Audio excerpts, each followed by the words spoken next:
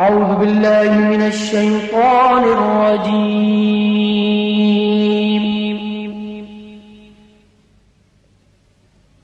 بسم الله الرحمن الرحيم.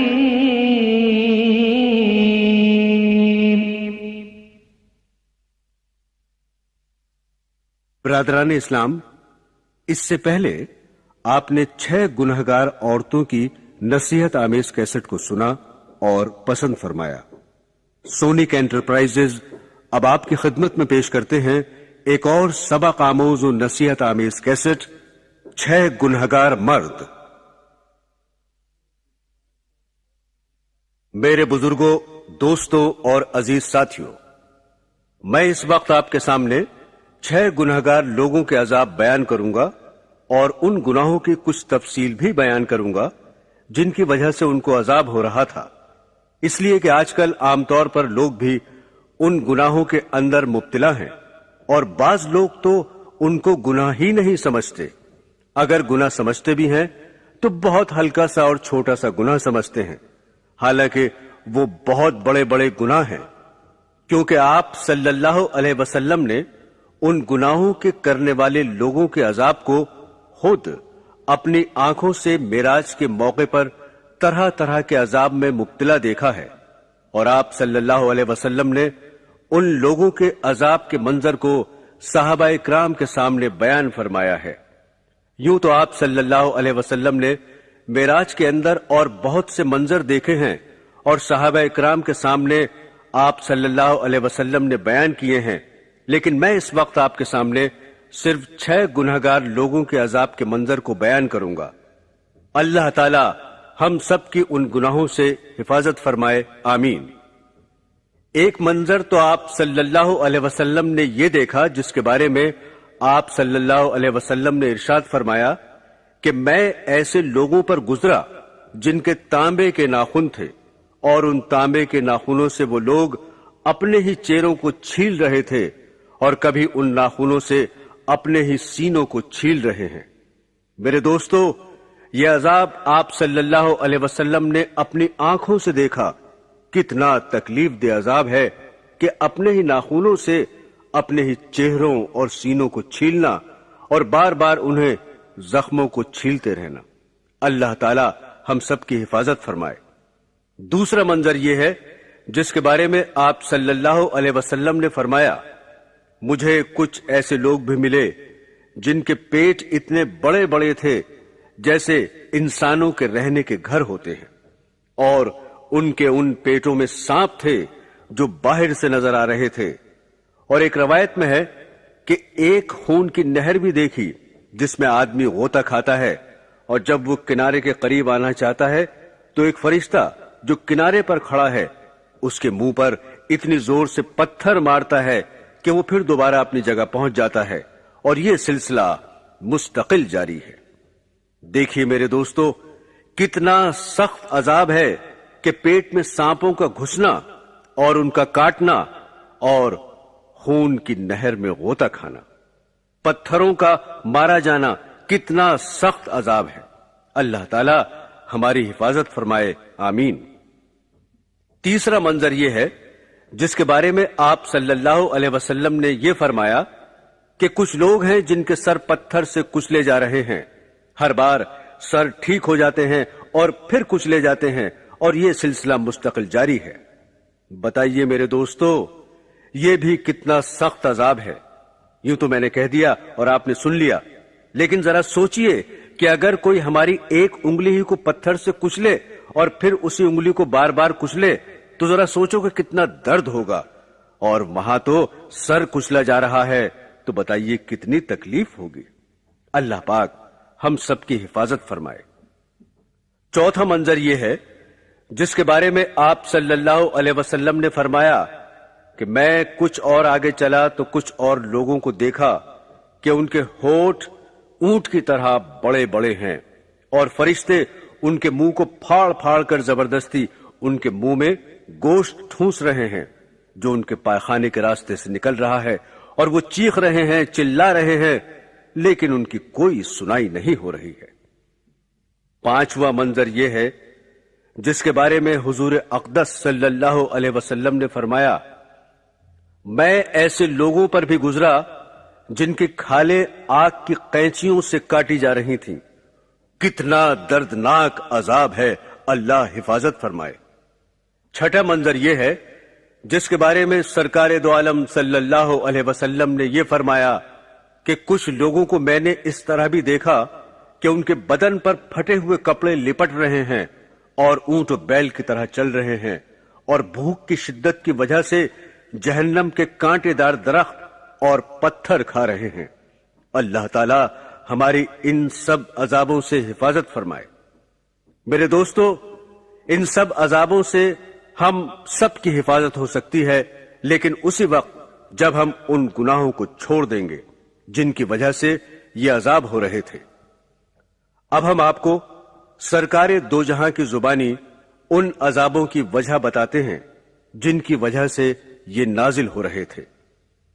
पहला अजाब जो आपने सुना, जिसमें हुजूर पाक सल्लल्लाहु अलैहि वसल्लम ने यह फरमाया कि मैं ऐसे लोगों पर गुजरा जिनके तांबे के नाखून थे और उन तांबे के नाखूनों से वो लोग अपने ही चेहरों को छील रहे थे और कभी उन नाखूनों से अपने ही सीनों को छील रहे थे।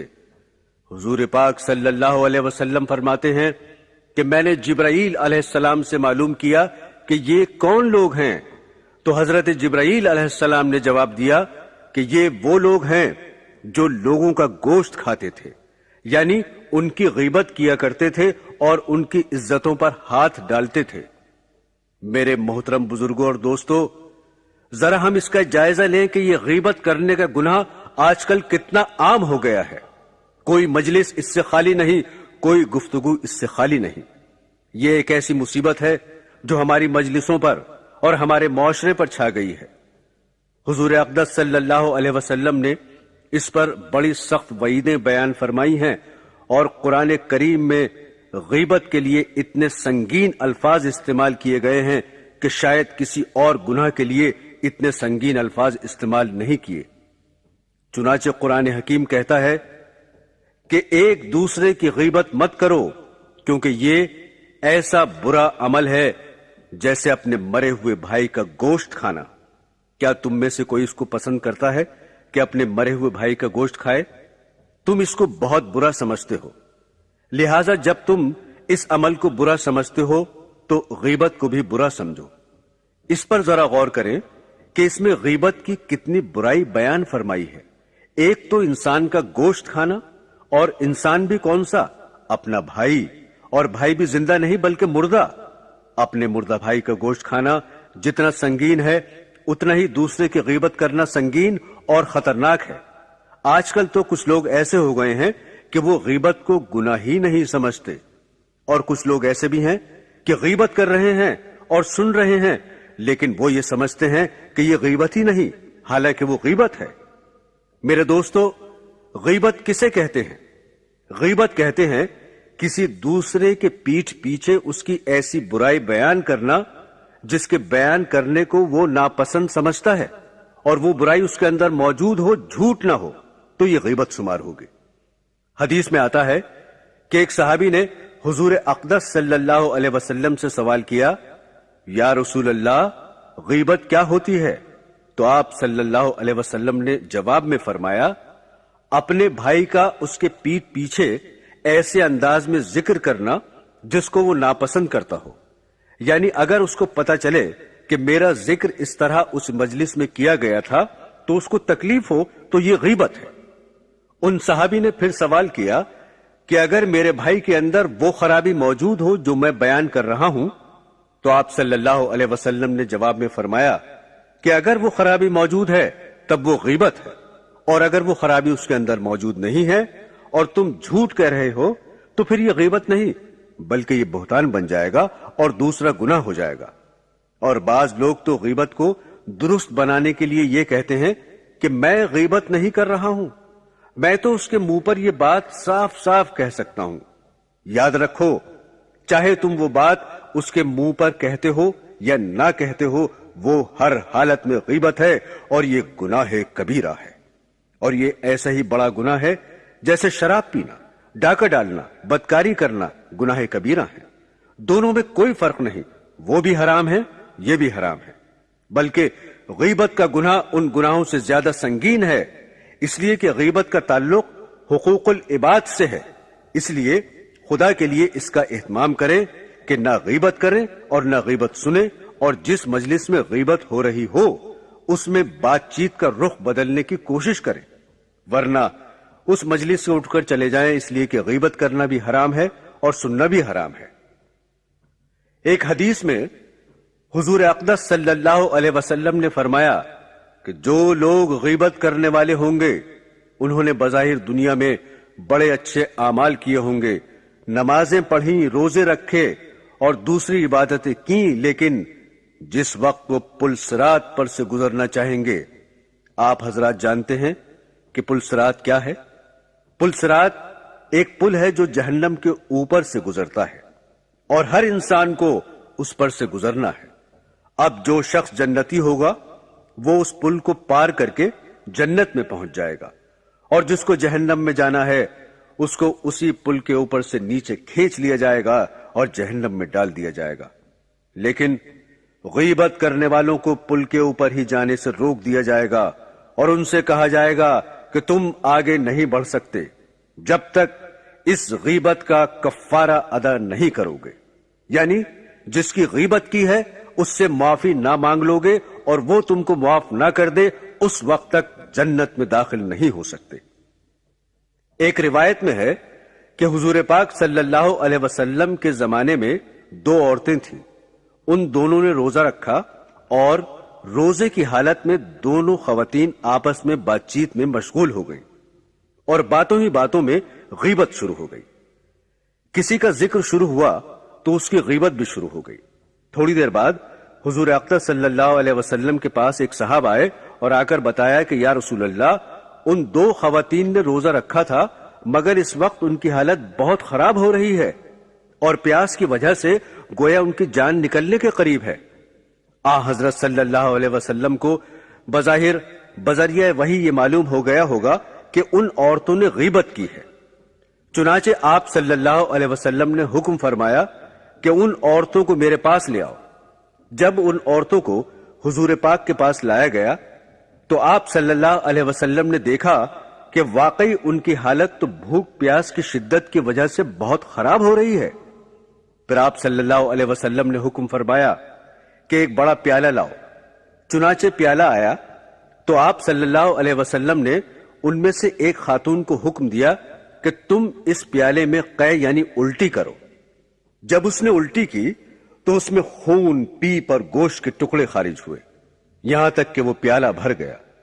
پھر حضور اقدس صلی اللہ علیہ وسلم نے فرمایا کہ یہ تمہارے ان بہنوں اور بھائیوں کا خون ہے اور پیپ اور گوشت ہے جو تم دونوں نے روزے کی حالت میں کھایا تھا، یعنی ان دونوں نے ان کی غیبت کی اور غیبت کا انجام یہی ہوتا ہے۔ حضرت ابن عباس رضی اللہ تعالی عنہ فرماتے ہیں کہ سرکار دو عالم صلی اللہ علیہ وسلم نے شب معراج میں دیکھا کہ ایک قوم مردار اور مرے ہوئے جانور کھا رہی ہے۔ آپ نے حضرت جبرائیل علیہ السلام سے پوچھا کہ یہ لوگ کون ہیں؟ انہوں نے جواب دیا، یہ وہ لوگ ہیں جو لوگوں کا گوشت کھاتے تھے، یعنی لوگوں کی غیبت کرتے تھے۔ معزز خواتین و حضرات، اس غیبت سے ملتا جلتا ایک گناہ اور ہے جو اتنا ہی سنگین ہے بلکہ اس سے بھی زیادہ سنگین، اور وہ ہے چغلی کرنا۔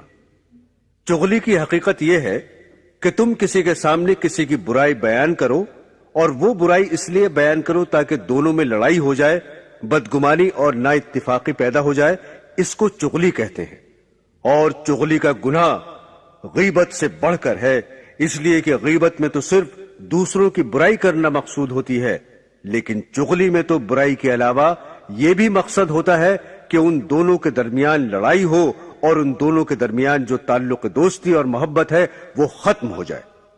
مثلا ساس نے بہو کی باتیں سسر کے سامنے کہیں یا اس کے شوہر سے لگائیں، اب شوہر بھی بیوی سے ناراض ہو رہا ہے اور سسر بھی بہو سے بدگمان۔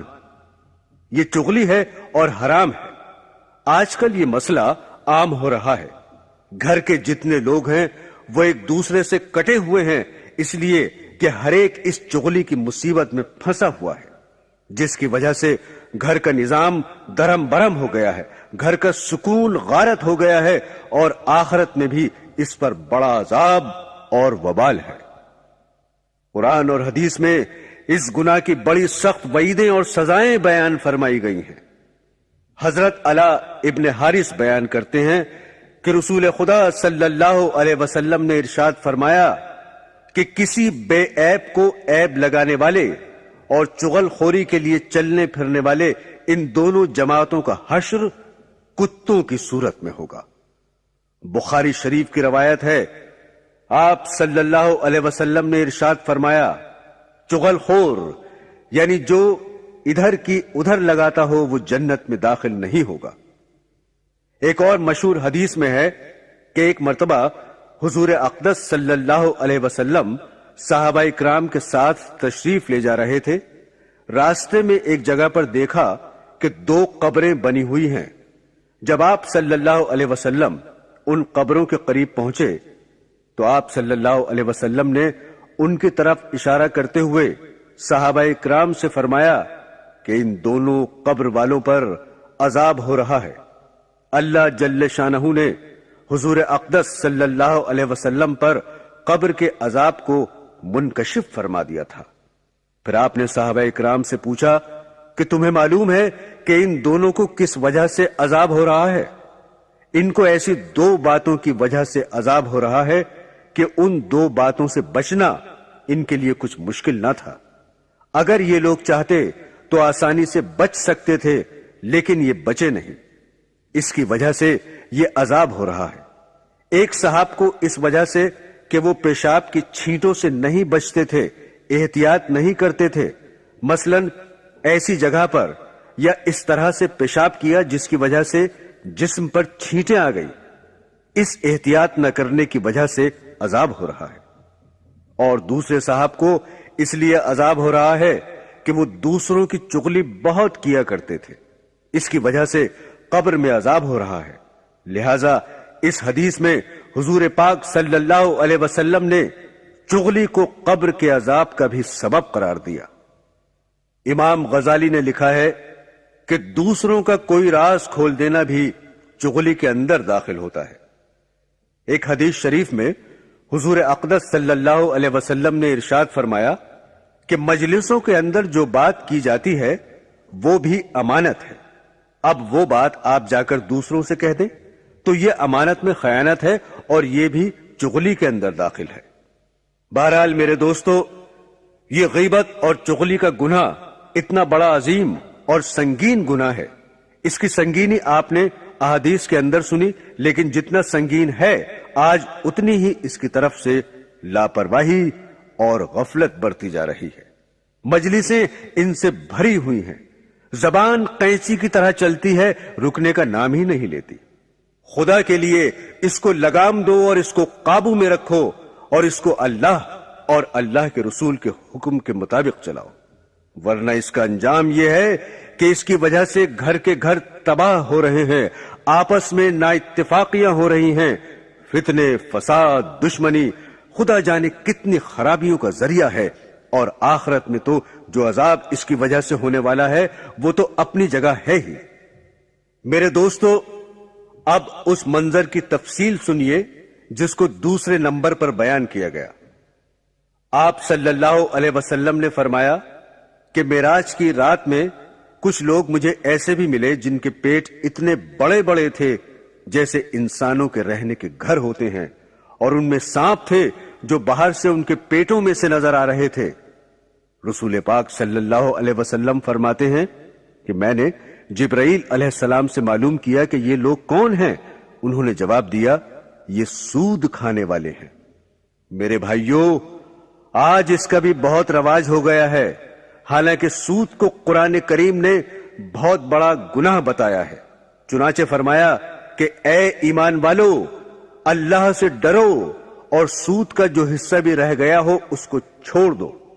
اگر تمہارے اندر ایمان ہے، اگر تم سود کو نہیں چھوڑو گے یعنی سود کے معاملات کرتے رہو گے تو اللہ اور اس کے رسول کی طرف سے اعلان جنگ سن لو، یعنی ان کے لیے اللہ کی طرف سے لڑائی کا اعلان ہے۔ یہ اعلان جنگ اللہ تعالی کی طرف سے کسی بھی اور گناہ پر نہیں کیا گیا۔ چنانچہ جو لوگ شراب پیتے ہیں ان کے بارے میں بھی یہ اعلان نہیں، جو خنزیر کھاتے ہیں ان کے بارے میں یہ اعلان نہیں، لیکن سود کے بارے میں فرمایا کہ جو لوگ سود کے معاملات کو نہیں چھوڑتے ان کے لیے اللہ اور اس کے رسول کی طرف سے جنگ کا اعلان ہے۔ اس کے بارے میں باقی حدیث سننے سے پہلے یہ سن لیجئے کہ سود کہتے کس کو ہے۔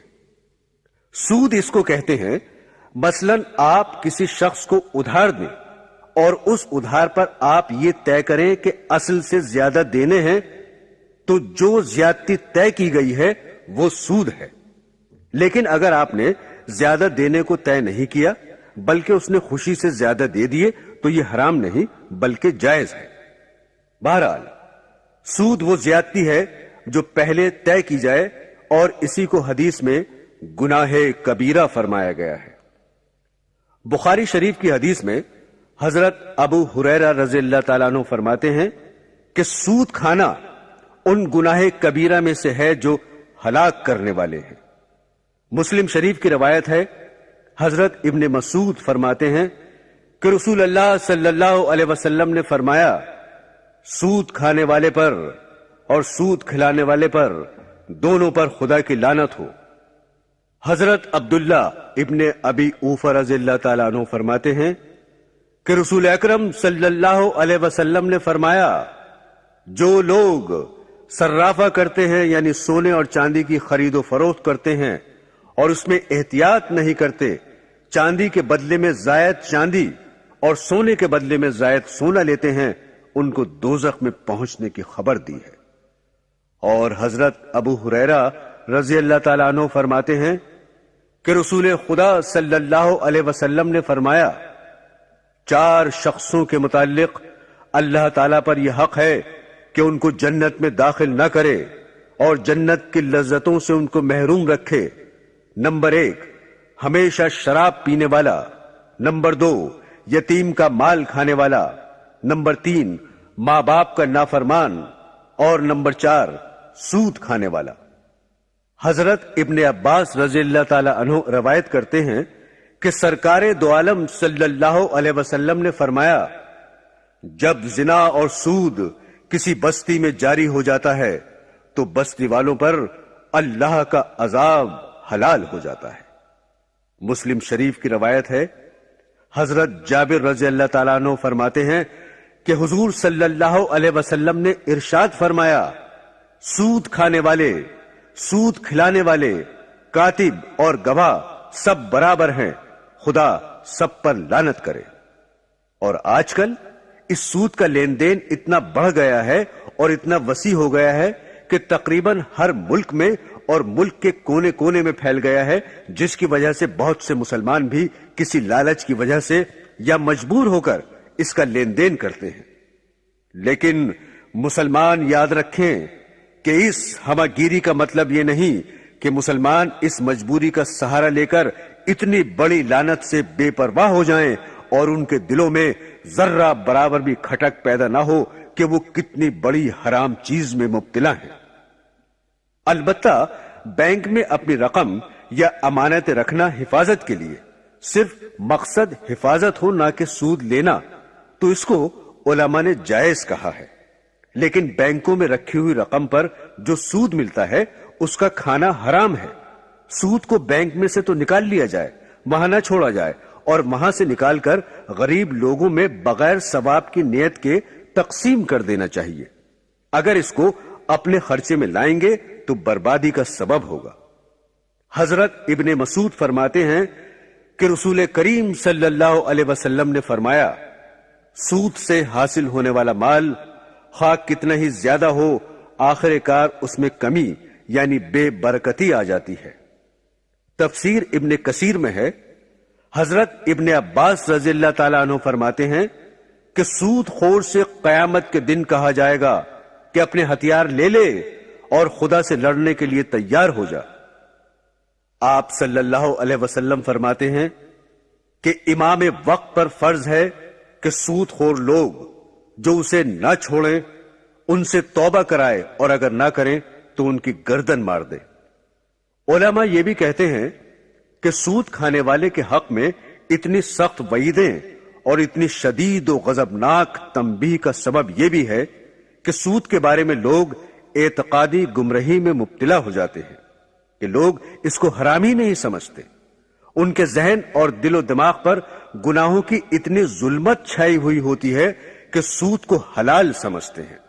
مال و دولت کی محبت میں اتنے مست ہوتے ہیں کہ سب کچھ مال و دولت ہی کو سمجھتے ہیں، جس کی وجہ سے سود کو حلال سمجھتے ہیں، اور جو اس کو حلال سمجھنے لگے تو یہ اعتقادی گمراہی ہے جس کا آخری نتیجہ کفر ہے، اور کافر کی معافی اور بخشش ناممکن ہے۔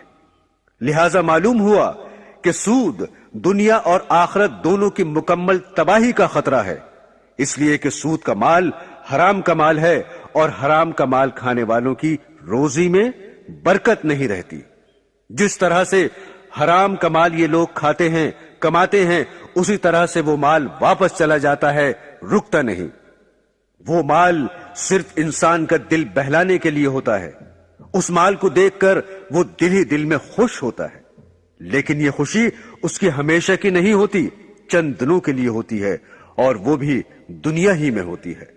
آخرت تو اس کی برباد ہو جاتی ہے۔ اور دنیا میں سود کا مال بڑھتا ہوا نظر تو آتا ہے، مگر وہ بڑھنا ایسا ہے کہ جیسے کسی انسان کا بدن ورم سے بڑھ جائے۔ ورم کی زیادتی بھی تو بدن کی زیادتی ہے، مگر کوئی سمجھدار انسان اس زیادتی کو پسند نہیں کرتا، کیونکہ وہ جانتا ہے کہ یہ زیادتی نقصان دہ ہے۔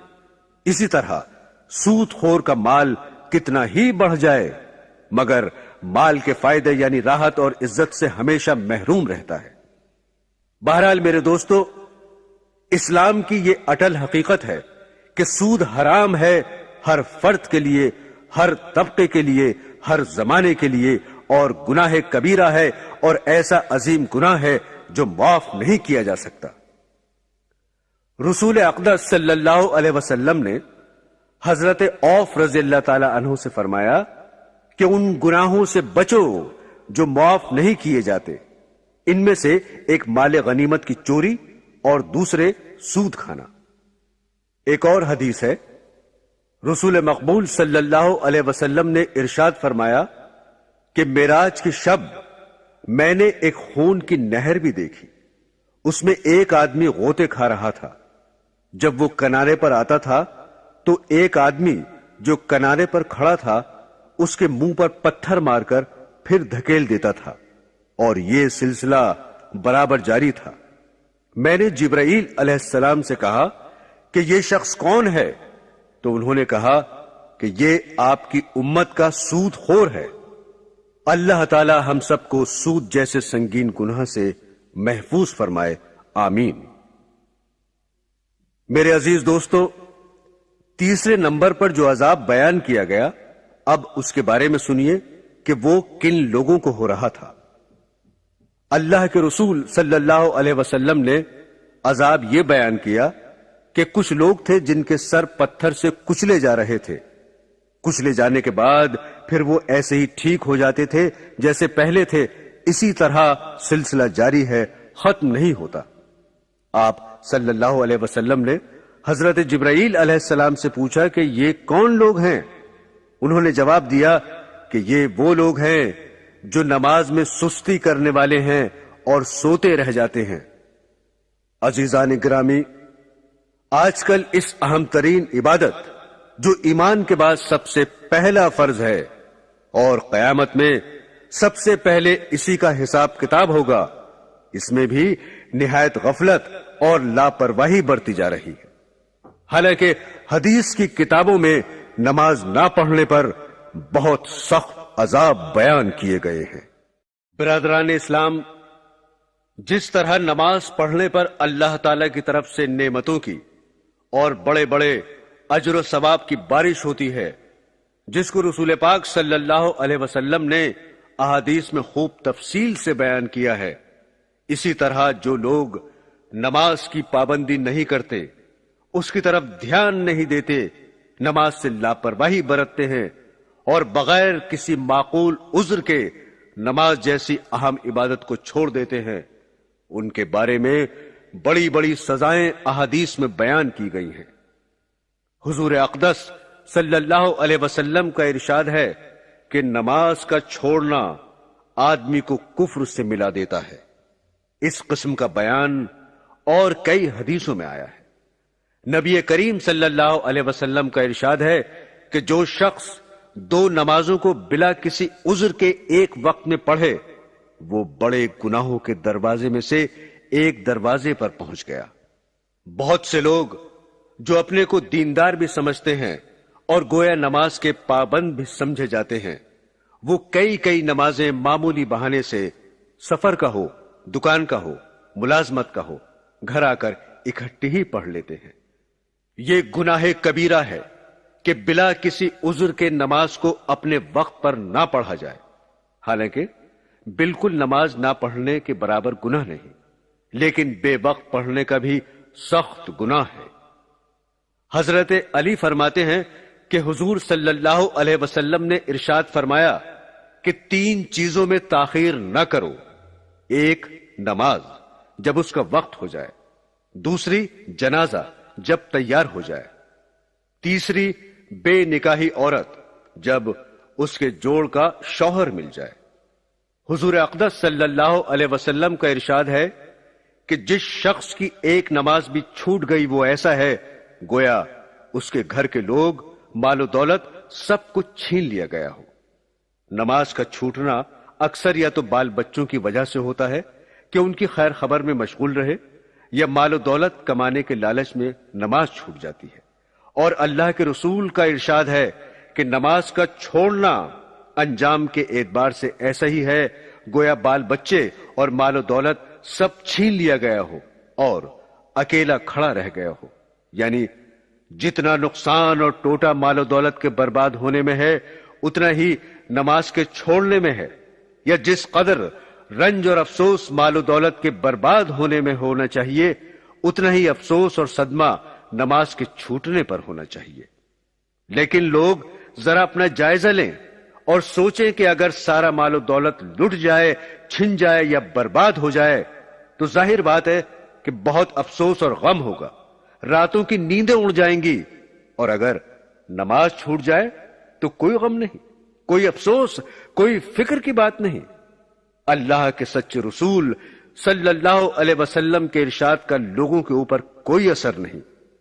لوگ حضور صلی اللہ علیہ وسلم کے سچے ہونے کا دعویٰ بھی اپنی زبانوں سے کرتے ہیں، مگر ان کے پاک ارشاد کا کوئی اثر نہیں، کوئی یقین نہیں۔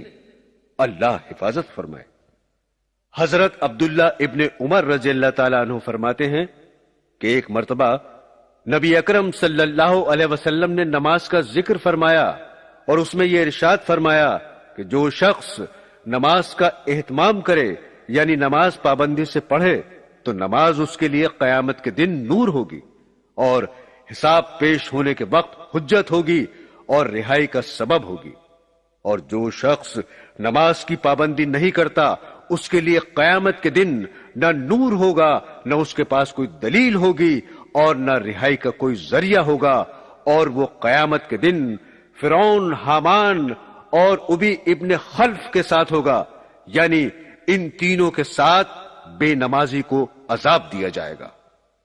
فرعون کو تو ہر شخص جانتا ہے کہ کتنا بڑا کافر تھا، حتیٰ کہ اس نے یہ کہا تھا کہ میں ہی خدا ہوں، اور حامان اس کے وزیر کا نام تھا، اور ابی ابن خلف مکہ کے کافروں میں بڑا سخت ترین مسلمانوں کا دشمن تھا۔ یہ رسول پاک صلی اللہ علیہ وسلم سے کہا کرتا تھا کہ میں نے ایک گھوڑا پالا ہے، اس کو بہت کچھ کھلاتا پلاتا ہوں، اس پر سوار ہو کر نعوذ باللہ تم کو قتل کروں گا۔ اس کے جواب میں ایک مرتبہ حضور پاک صلی اللہ علیہ وسلم نے اس سے یہ کہا تھا کہ انشاءاللہ میں ہی تجھ کو قتل کروں گا۔ چنانچہ احد کی لڑائی میں یہ حضور اقدس صلی اللہ علیہ وسلم کو تلاش کرتا پھر رہا تھا اور کہتا تھا کہ اگر وہ آج بچ گئے تو پھر میری خیر نہیں۔ چنانچہ آپ صلی اللہ علیہ وسلم پر حملے کے ارادے سے آپ کے قریب پہنچ گیا۔ صحابہ اکرام رضی اللہ تعالی عنہما نے ارادہ بھی کیا کہ اس کو دور ہی سے قتل کر دے، مگر حضور اکرم صلی اللہ علیہ وسلم نے ارشاد فرمایا کہ آنے دو۔ جب وہ قریب ہوا تو حضور صلی اللہ علیہ وسلم نے ایک صحابی کے ہاتھ میں سے برچھا لے کر اس کے مارا، جو اس کی گردن پر لگا اور ہلکا سا زخم اس کی گردن پر آ گیا۔ وہ اسی کی وجہ سے گھوڑے سے لڑکتا ہوا گرا اور بھاگتا ہوا اپنے لشکر میں پہنچ گیا اور زور زور سے چلانے لگا کہ خدا کی قسم، مجھے محمد صلی اللہ علیہ وسلم نے قتل کر دیا۔ کافروں نے اس کو اطمینان دلایا اور تسلی دی کہ تھوڑا سا زخم ہے، کوئی فکر کی بات نہیں، مگر یہ کہتا تھا کہ تم کو خبر بھی ہے کس نے مارا ہے؟ یہ محمد صلی اللہ علیہ وسلم کی مار ہے۔ اس زخم کے اندر اتنی تکلیف ہو رہی ہے کہ بتوں کی قسم، اگر یہ تکلیف اور درد سارے حجاز والوں پر ڈال دیا جائے تو سب کے سب ہلاک ہو جائیں۔ محمد صلی اللہ علیہ وسلم نے مجھ سے مکے میں کہا تھا کہ میں تجھ کو قتل کروں گا۔ میں نے اسی وقت سمجھ لیا تھا کہ میں ان کے ہاتھوں ضرور مارا جاؤں گا، میں ان سے چھوٹ نہیں سکتا۔ چنانچہ یہ اسی زخم کی وجہ سے مکہ مکرمہ پہنچنے سے ایک دن پہلے راستے ہی میں مر گیا۔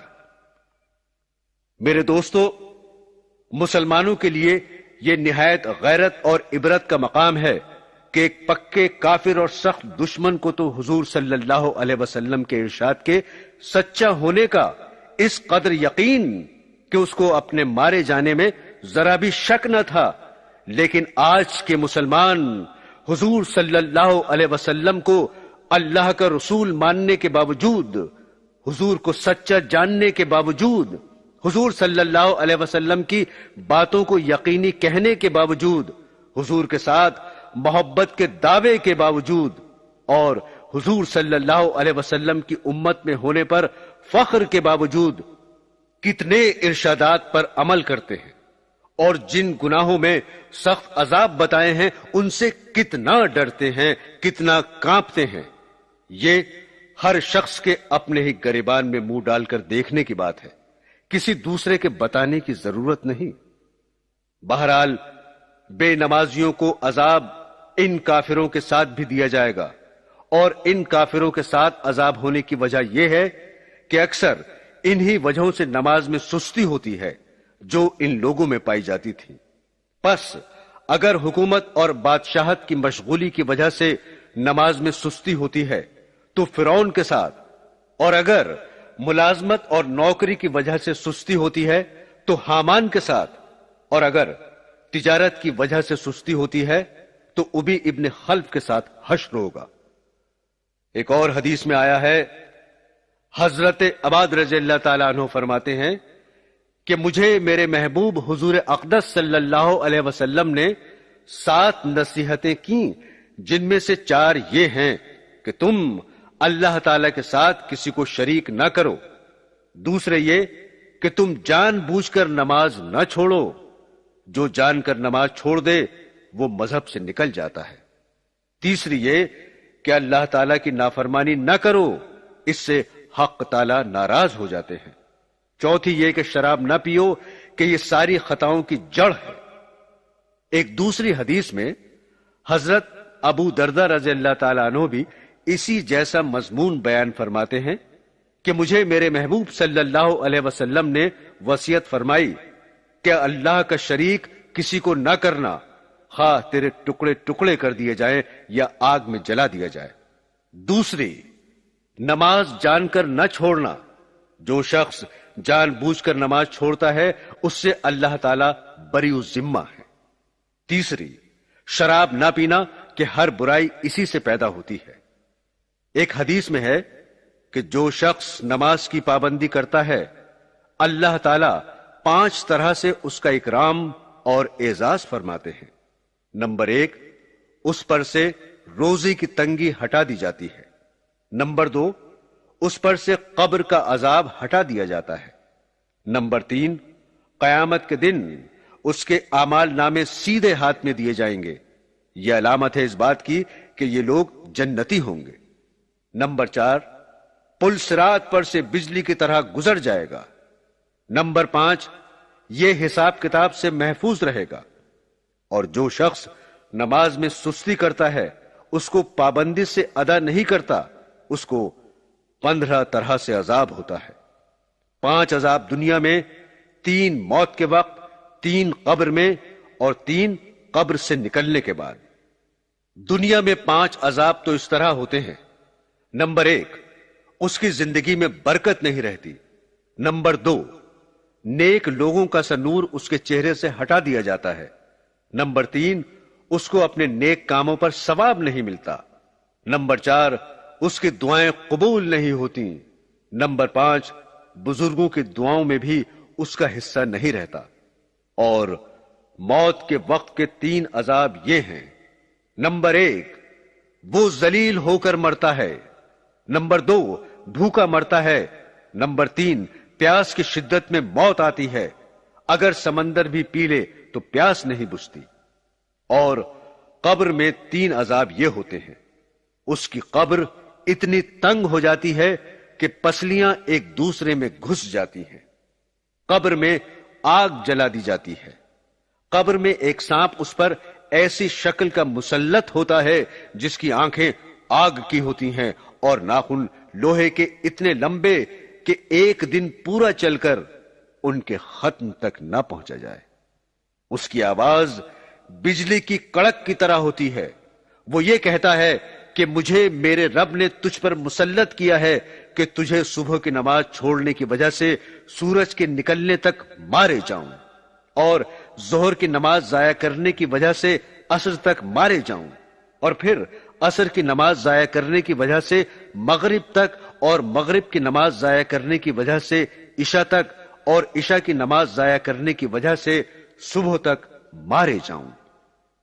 جب وہ ایک دفعہ اس کو مارتا ہے تو اس کی وجہ سے وہ مردہ 70 ہاتھ زمین میں دھنس جاتا ہے۔ اسی طرح قیامت تک اس کو عذاب ہوتا رہے گا۔ اور قبر سے نکلنے کے بعد کے 3 عذاب یہ ہیں۔ 1، حساب سختی سے کیا جائے گا۔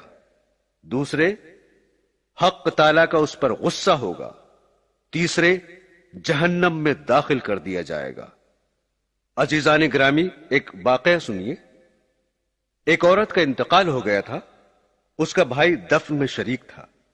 اتفاق سے دفن کرتے ہوئے بھائی کی کوئی چیز قبر میں گر گئی۔ اس وقت خیال نہیں آیا، بعد میں یاد آئی تو بہت رنج ہوا۔ اس نے چپکے سے قبر کھول کر اسے نکالنے کا ارادہ کیا۔ جب قبر کو کھولا تو وہ آگ کے شعلوں سے بھر رہی تھی۔ روتا ہوا ماں کے پاس آیا اور حال بیان کیا اور پوچھا یہ کیا بات ہے؟ ماں نے بتایا کہ وہ نماز میں سستی کرتی تھی اور قضا کر دیتی تھی۔ ایک حدیث میں ہے، جان بوجھ کر بغیر کسی عذر کے نماز چھوڑنے والوں کی طرف اللہ تعالیٰ قیامت میں توجہ نہیں فرمائیں گے اور دکھ دینے والا عذاب اس کو دیا جائے گا۔ میرے دوستو، بڑے سخت عذاب ہیں۔ اللہ جل جلالہ ہم سب کی حفاظت فرمائے اور گناہوں کو معاف فرمائے۔ لیکن میرے دوستو، گناہ تو اس کے معاف ہوتے ہیں جو معافی مانگتے ہیں۔ اگر کوئی معافی مانگے گا ہی نہیں، گناہوں پر اڑا ہی رہے گا، اس کو کوئی پرواہ ہی نہ ہوگی، تو اس کا کیا علاج ہے سوائے عذاب؟ بخاری شریف کی روایت ہے کہ سرکار دو جہاں صلی اللہ علیہ وسلم نے فرمایا، جس نے عصر کی نماز کو جان کر چھوڑا اس کے تمام نیک کام برباد ہو گئے۔ اور حضرت ابن مسعود رضی اللہ تعالیٰ عنہ فرماتے ہیں کہ ایک شخص کا حضور اکرم صلی اللہ علیہ وسلم کے سامنے ذکر کیا گیا کہ فلاں شخص صبح تک سوتا رہتا ہے۔ آپ صلی اللہ علیہ وسلم نے فرمایا، اس کے کان میں شیطان موت جاتا ہے، یعنی یہ غفلت کی نیند شیطان کے پیشاب کا اثر ہے، یا یہ مطلب ہے کہ صبح کی نماز قضا کرنے والا ایسا ذلیل ہے کہ شیطان کے نزدیک بھی اس قابل ہے کہ اس پر پیشاب کر دیا جائے، کہ شیطان بھی اس کمبخت کو پیشاب کا مستحق سمجھتا ہے۔ میرے عزیز دوستو، آج ہی سے ہم عہد کریں کہ اے مولا کریم، آپ نے جو تحفہ اپنے محبوب صلی اللہ علیہ وسلم کو معراج کی رات عطا فرمایا تھا، ہم اس کی دل و جان سے قدر کریں اور زندگی بھر نماز کی پابندی کریں۔ اللہ تعالی ہم سب کو اپنے فضل و کرم سے نمازی بنائے، آمین ثم آمین۔ عزیزان گرامی، اب آپ چوتھے نمبر پر جو عذاب بیان کیا گیا ہے اس کے بارے میں سنیے کہ وہ کن لوگوں کو ہو رہا تھا۔ آپ صلی اللہ علیہ وسلم نے عذاب یہ بیان فرمایا، میں کچھ اور آگے چلا تو کچھ اور لوگوں کو دیکھا کہ ان کے ہونٹ اونٹ کی طرح بڑے بڑے ہیں، اور فرشتے ان کے منہ کو پھاڑ پھاڑ کر زبردستی ان کے منہ میں گوشت ٹھوس رہے ہیں جو ان کے پائخانے کے راستے سے نکل رہا ہے، اور وہ لوگ چیخ رہے ہیں، چلا رہے ہیں، لیکن ان کی کوئی سنائی نہیں ہو رہی ہے۔ رسول پاک صلی اللہ علیہ وسلم فرماتے ہیں کہ میں نے جبرائیل علیہ السلام سے معلوم کیا کہ یہ کون لوگ ہیں؟ انہوں نے جواب دیا کہ یہ آپ کی امت کے وہ لوگ ہیں جو یتیموں کا مال ناحق کھایا کرتے تھے۔ میرے محترم بزرگوں، دوستو، یتیم کا ذکر قرآن پاک میں اللہ پاک نے ایک دو جگہ نہیں بلکہ بہت سی جگہ کیا ہے، اور اس پر بار بار تنبیہ فرمائی ہے کہ ان کے ساتھ خیر خواہی کی جائے، ان کے مال میں احتیاط سے کام لیا جائے، ان کے ساتھ نرمی کا برتاؤ کیا جائے، ان کی اصلاح اور فلاح کی کوشش کی جائے، حتیٰ کہ اگر کسی یتیم لڑکی سے نکاح کرے تو اس کے مہر کو کم کرنے پر ڈانٹا ہے کہ غریبی کی وجہ سے اس کے مہر میں بھی کمی نہ کی جائے۔ حضور پاک صلی اللہ علیہ وسلم کا ارشاد کئی حدیثوں میں وارد ہوا ہے کہ میں اور وہ شخص جو کسی یتیم کی دیکھ بھال کرتا ہو جنت میں ایسے قریب ہوں گے جیسے دو انگلیاں، یعنی جس طرح دو انگلیاں قریب قریب اور ملی ہوئی ہوتی ہیں، ایسے ہی میں اور وہ شخص جنت میں قریب قریب ہوں گے۔ ایک حدیث میں ارشاد ہے کہ جو شخص کسی یتیم کے سر پر شفقت سے ہاتھ پھیرے اور صرف اللہ تعالی کی خوشی کے واسطے ایسا کرے تو اس کا ہاتھ یتیم کے سر کے جتنے بالوں پر پھرے گا، ہر بال کے بدلے میں اس کو نیکیاں ملیں گی۔ اور بھی بہت سی حدیثوں میں اس طرح کی فضیلتیں وارد ہوئی ہیں، لیکن اس کے بالمقابل اگر کوئی یتیم کو تکلیف پہنچائے، اس کو پریشان کرے یا اس کا مال کھائے تو اس کے لیے احادیث میں بڑے سخت اور سنگین عذاب بیان کیے گئے ہیں۔ ایک حدیث میں ہے کہ قیامت کے دن کچھ لوگ قبروں سے اٹھیں گے کہ ان کے منہ میں آگ بھڑک رہی ہوگی۔ کسی نے پوچھا کہ یا رسول اللہ یہ کون لوگ ہوں گے؟ تو حضور پاک صلی اللہ علیہ وسلم نے قرآن پاک کی آیت تلاوت فرمائی جس کا ترجمہ یہ ہے، جو لوگ یتیموں کا مال ظلم سے کھاتے ہیں وہ اپنے پیٹ میں آگ بھرتے ہیں۔ ایک اور حدیث میں ہے کہ 4 قسم کے آدمی ایسے ہیں جن کو اللہ جل شانہ نہ تو جنت میں داخل فرمائیں گے نہ جنت کی نعمتیں ان کو چکھنا نصیب ہوں گی۔ ایک وہ شخص جو شراب پیتا ہو، دوسرے سود خور، تیسرے وہ شخص جو ناحق یتیم کا مال کھائے، چوتھا وہ شخص جو والدین کا نافرمان ہو۔ بخاری شریف کی روایت ہے، حضرت ابو ہریرہ رضی اللہ تعالیٰ عنہ فرماتے ہیں کہ آپ صلی اللہ علیہ وسلم نے ارشاد فرمایا کہ ہلاک کرنے والی چیزوں میں سے ایک یتیم کا مال کھانا بھی ہے، یعنی یتیم کا مال ظلم سے کھانا بھی انسان کو ہلاک کرنے والا ہے۔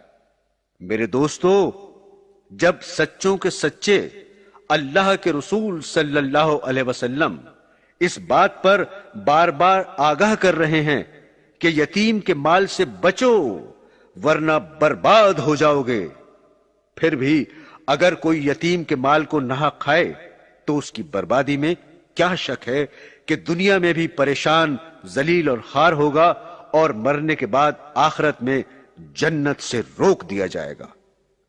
حضرت ابو ہریرہ رضی اللہ تعالی عنہ کی حدیث ہے کہ رسول اکرم صلی اللہ علیہ وسلم نے فرمایا، اللہ تعالی پر حق ہے کہ وہ یتیم کے مال کھانے والوں کو جنت میں داخل نہ کرے۔ اس لیے میرے دوستو، اگر تمہارے پاس کوئی یتیم ہو تو اس کے ساتھ خیر خواہی اور اچھائی کا معاملہ کرو، وہ تمہارے لیے ایک بہت بڑی نعمت بھی ہے جبکہ تم اس کے ساتھ بھلائی کا معاملہ کرو گے اور ان کے ساتھ اپنی اولاد کی طرح محبت کرو گے۔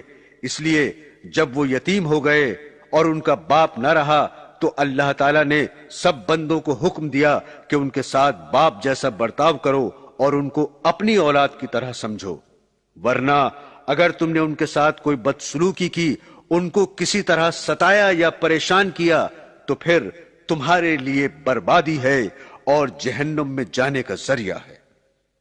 بہت سے لوگ ہوتے ہیں جو یتیموں کے وارث بن کر اور ان کے ذمہ دار اور سرپرست بن کر ان کا مال اپنے خرچے میں لاتے ہیں، اور جب وہ یا اس کی طرف سے کوئی مانگے تو اس کو ڈانٹتے ہیں۔ یاد رکھو ایسے لوگوں پر ہلاکت اور عذاب شدید ہے۔ اللہ تعالی ہم سب کی اس گناہ عظیم سے حفاظت فرمائے، آمین۔ برادران اسلام، اب میں 5ویں عذاب کے بارے میں بتا رہا ہوں کہ وہ کن لوگوں کو ہو رہا تھا۔ آپ صلی اللہ علیہ وسلم نے جب یہ منظر دیکھا کہ لوگوں کے جسم کی کھال قینچیوں سے کاٹی جا رہی ہے اور آگ کی قینچیوں سے کاٹی جا رہی ہے، تو آپ صلی اللہ علیہ وسلم نے حضرت جبرائیل علیہ السلام سے جو آپ کے ساتھ تھے معلوم کیا یہ کون لوگ ہیں؟ تو حضرت جبرائیل علیہ السلام نے بتایا کہ یہ وہ مرد اور عورتیں ہیں جو زنا کرنے کی خاطر بناؤ سنگار اور فیشن کیا کرتے تھے۔ اللہ پاک نے قرآن پاک میں زنا سے متعلق یہ ارشاد فرمایا ہے کہ اے لوگو، تم زنا کے پاس نہ پھٹکنا، اس لیے کہ وہ بڑی بے حیائی کی بات ہے۔ پاس بھی نہ پھٹکنے کا مطلب یہ ہے کہ جن باتوں سے زنا کا تقاضا پیدا ہوتا ان سے بچنا بھی ضروری ہے۔ چنانچہ زناکاری اور اس کی طرف لے جانے والی اور اس کی خواہش پیدا کرنے والی تمام چیزوں سے قرآن کریم اور حدیث نے روکا ہے۔ تفسیر ابن کثیر میں ہے کہ رسول اللہ صلی اللہ علیہ وسلم فرماتے ہیں، شرک کے بعد کوئی گناہ زناکاری سے بڑھ کر نہیں۔ حضرت ابو امامہ رضی اللہ تعالی عنہ کی روایت میں ہے کہ رسول اقدس صلی اللہ علیہ وسلم نے فرمایا، اپنی نگاہ کو روکو اور شرمگاہ کی پوری حفاظت کرو ورنہ خدا تمہاری صورت بگاڑ دے گا۔ بخاری شریف کی روایت ہے، حضرت انس رضی اللہ تعالی عنہ بیان کرتے ہیں کہ رحمت عالم صلی اللہ علیہ وسلم نے فرمایا، جو گناہ انسان کو سب سے زیادہ جہنم کا مستحق بناتے ہیں وہ زبان اور شرمگاہ کے گناہ ہیں۔ نسائی شریف کی روایت ہے کہ آپ صلی اللہ علیہ وسلم نے فرمایا، جس نے زنا کیا یا شراب پی یا چوری کی تو اس نے اسلام کی رسی اپنی گردن سے نکال دی۔ حضرت عثمان نبی کریم صلی اللہ علیہ وسلم سے روایت کرتے ہیں کہ آپ صلی اللہ علیہ وسلم نے فرمایا، آدھی رات کو آسمان کا دروازہ کھولا جاتا ہے اور ایک پکارنے والا پکارتا ہے کہ کوئی دعا کرنے والا ہے جو اس کی دعا قبول کی جائے۔ پھر ہر مسلمان کی دعا قبول کی جاتی ہے اگر وہ مانگتا ہے، سوائے زناکار کے جو اپنی شرمگاہ کی کمائی کھاتی پھرتی ہے۔ ایک اور حدیث میں ہے کہ آپ صلی اللہ علیہ وسلم نے فرمایا، زانیوں کے منہ جہنم کی آگ سے جلائے جائیں گے، آگ سے ان کے منہ بھڑکتے ہوئے ہوں گے۔ حضرت ابن عمر رضی اللہ تعالی عنہ کی حدیث میں ہے کہ رسول اللہ صلی اللہ علیہ وسلم نے فرمایا، زنا سے غریبی اور محتاجگی پیدا ہوتی ہے۔ بخاری شریف کی روایت ہے کہ رسالت مآب صلی اللہ علیہ وسلم نے خواب میں دیکھا کہ لوگ ایک تندور میں عذاب دیے جا رہے ہیں جو آگ کے شعلوں کے ساتھ بلند ہوتے ہیں اور تندور کے منہ تک آ جاتے ہیں۔ جب آگ نیچی ہوتی ہے تو وہ بھی نیچے گر جاتے ہیں۔ اس جہنم کے کانٹے دار درخت اور پتھر کھا رہے تھے۔ آپ صلی اللہ علیہ وسلم نے حضرت جبرائیل علیہ السلام سے معلوم کیا تو انہوں نے بتایا کہ یہ وہ لوگ ہیں جو اپنے مالوں کی زکوٰۃ نہیں دیتے تھے۔ میرے دوستو، اگر آج ہم اس چیز کی تحقیق کریں تو بہت سے مسلمان ایسے ملیں گے جو زکوٰۃ ادا نہیں کرتے اور مال کی محبت کے نشے میں ان کو اس کا احساس ہی نہیں کہ ہمارے اوپر ایک اہم فریضہ بھی ہے جس کے ادا کرنے سے دنیا کے اور آخرت کے بہت سے فائدے بھی ہیں جن کو احادیث میں تفصیل سے بیان کیا گیا ہے۔ میرے دوستو، زکوٰۃ نہ دینے والوں میں سے بعض لوگوں کو اس طرح بھی عذاب ہوگا جس کو حضور پاک صلی اللہ علیہ وسلم نے اس طرح فرمایا ہے کہ جس شخص کو اللہ تعالیٰ نے مال دیا ہو اور وہ اس کی زکوٰۃ ادا نہ کرتا ہو تو وہ مال قیامت کے دن ایک ایسا سانپ بنا دیا جائے گا جو گنجا ہوگا اور اس کی آنکھوں پر 2 سیاہ نقطے ہوں گے۔ پھر وہ سانپ اس کی گردن میں توق کی طرح ڈال دیا جائے گا جو اس کے دونوں جبڑوں کو پکڑ لے گا اور کہے گا کہ میں تیرا مال ہوں، تیرا خزانہ ہوں۔ اس کے بعد حضور پاک صلی اللہ علیہ وسلم نے قرآن پاک کی یہ آیت پڑھی جس کا ترجمہ یہ ہے کہ وہ لوگ جو ایسی چیز کے خرچ کرنے میں بخل کرتے ہیں جو ان کو اللہ جل شانہ نے صرف اپنے فضل سے دی ہے، وہ ہرگز یہ خیال نہ کریں کہ بخل کرنا ان کے لیے اچھا کام ہے، ہرگز نہیں، بلکہ یہ کام ان کے لیے بہت برا ہوگا، اس لیے کہ وہ لوگ قیامت کے دن طوق پہنائے جائیں گے اس مال کا جس کے ساتھ بخل کیا، یعنی سانپ بنا کر ان کی گردنوں میں ڈال دیا جائے گا۔ حضرت ابو ہریرہ رضی اللہ تعالی عنہ سے روایت ہے کہ رسول اللہ صلی اللہ علیہ وسلم نے فرمایا، جو شخص سونے چاندی کی زکوٰۃ ادا نہیں کرتا تو اس کے مال کی تختیاں بنا کر قیامت میں اس شخص کی پیشانی اور پہلوؤں کو داغ دیا جائے گا۔ جب یہ تختیاں ٹھنڈی ہو جائیں گی تو گرم کر لیا جائے گا اور قیامت کے 50,000 برس والے پورے دن میں اس کو یہی عذاب ہوتا رہے گا۔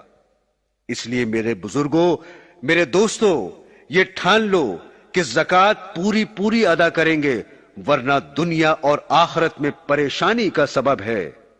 اور میرے دوستو، ذرا تم یہ سوچو کہ جو کچھ مال دولت تم اس دنیا میں حاصل کرتے ہو، چاہے تجارت کے ذریعے حاصل کرتے ہو، چاہے ملازمت کے ذریعے حاصل کرتے ہو، چاہے کاشتکاری کے ذریعے حاصل کرتے ہو یا کسی اور ذریعے سے حاصل کرتے ہو، ذرا غور کرو کہ وہ مال کہاں سے آ رہا ہے۔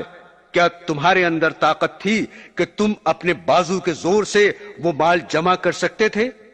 یہ تو اللہ تعالیٰ کا بنایا ہوا حکیمانہ نظام ہے کہ وہ اپنے اس نظام کے ذریعے تم کو مال و دولت دے رہا ہے۔